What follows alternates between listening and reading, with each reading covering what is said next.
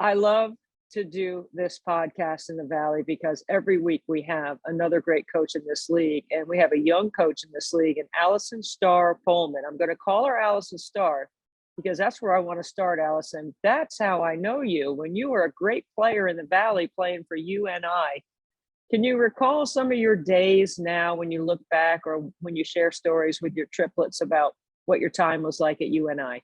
Yeah, I mean, it's not so much sharing them with my own kids because usually, you're just a has been and washed up, and all of the advice I have to give is not warranted or wanted.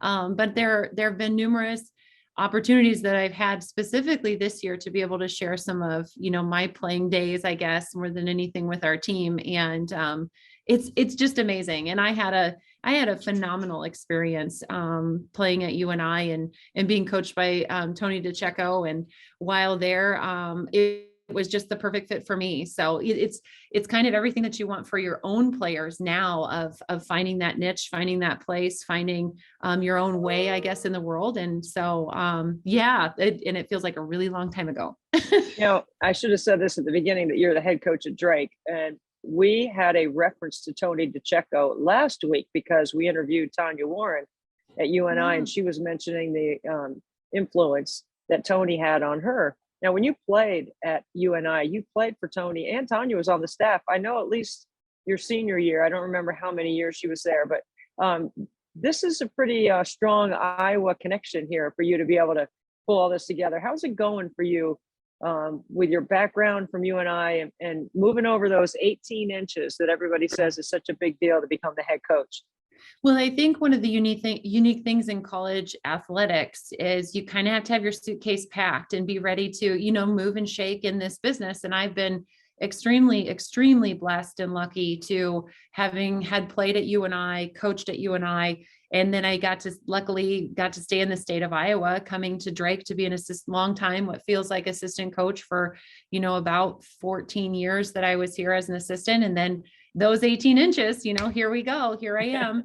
But just having the opportunity to stay in the state, we have clearly a lot of family here in the state of Iowa. And I've always just had, I've always just loved being able to stay here, going from one phenomenal Valley institution to another phenomenal Valley institution is just, yeah, I'm very, very lucky. So I know what a competitor you are. I remember I saw you play. So I know how much you love the game. I've watched you as a young coach evolve into this role now at Drake. And honestly, no one's feeling sorry for you guys, right? I mean, they're trying to pound you. You still got a target on your back. What's that transition been like for you? Because this is your first year and there is a significant learning curve. And so it's not like it's just roll it out and play. There is a change. There's some different terminology or timing or culture. And we're going to get to the metronome, but just how's it been? Yeah. I think it's been a year of gaining experience and gaining knowledge, and really just going back to kind of tapping into, just learning and evolving as this has gone on. And Drake has been such a dominant presence, and you do get that, and you have the target and everything else. And we just, as a very young group have continued to show progress. I really do think that, especially in the last, we've taken the last 5 weeks as more than anything a challenge. And in our last 5 games, I think that we've shown a lot of progress. We've had opportunities, and a couple free throws go a different way. You make another layup, or at least a 3 or here or there. And you feel a little bit differently, but I do think this group has, and myself and our coaching staff has continued to grow, evolve, and show progress. Well, you've always been a rhythm team, and rhythm takes work. And because you're such a rhythm team, people are always trying to break your rhythm, defensively, and changing the way they guard you, or ball screen this way, or you guys do a lot of exchanging, and you just do a lot of things misdirection wise to keep teams off balance.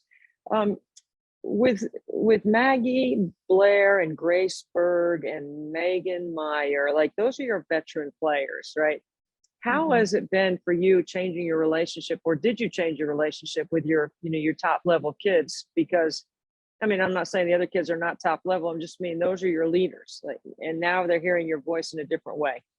Yeah, it's a process. And I think it's definitely them getting used to, back to, your comment about, really more than anything, vocabulary and, I guess a directness and an expectation, and being able to talk through some of those things and have hard conversation and have fun conversation, and just Mhm. understand in a different light that styles can be different, but expectations can still be the same. And so, Mhm. yes, those relationships have grown and evolved, and we've had bumps, and we've had roller coaster moments of highs and lows and such. And it's definitely different having, conversations with Maggie Bear, and I have a different perspective of facing the basket. Hers is much more back to the basket. And so us really kind of sharing at a different level, like what we feel and see, has been a wonderful transition. We don't always agree. Sometimes we have to agree to disagree on a few things. But that's the evolution of coaching, and that's how you have to adjust. That's And that's how I'm trying to gain knowledge and experience in all of those things. And same thing with Grace Berg, and keeping her really, really confident, has been a good challenge for all of us this year. And Megan's brand new, and just getting to really maximize on her basketball IQ and her ability to shoot the ball has been really a fun addition to have this year. Well, I think it is the essence of teaching, and that's part of why you go to college, is so that you can learn from all those different perspectives and different personalities and all those things. Okay, so take us to the Missouri Valley Conference Tournament. Okay, I know that's a highlight on your schedule. I know you enjoyed it as a player. Now you're seeing growth in the Quad Cities area. What are you most looking forward to about taking your team there, Allison? Well, I think more than anything is just getting a chance to watch them, mature as we step on the floor. And I think it's one of those things where our team has had a lot of success in Moline. And so for our returners and our veteran players to be able to, hopefully share those experiences and bring a little bit of, I don't know, maybe security to our younger Mhm. players, as that evolves and we grow through that process. But it's a brand new season. Like, that's what I love about the conference tournament, is like you step there and you got to be ready to go. And so, it'll be interesting to see as our team continues to progress, as our season, continues here, what will we be? Who will we choose to be? And I really, really like the version that we've become over the course of the last few weeks. Hopefully continue that going, and we'll be at the high of the roller coaster. That's the goal anyway. Allison, we wish you well. Thank you so much for taking time on the Missouri Valley podcast.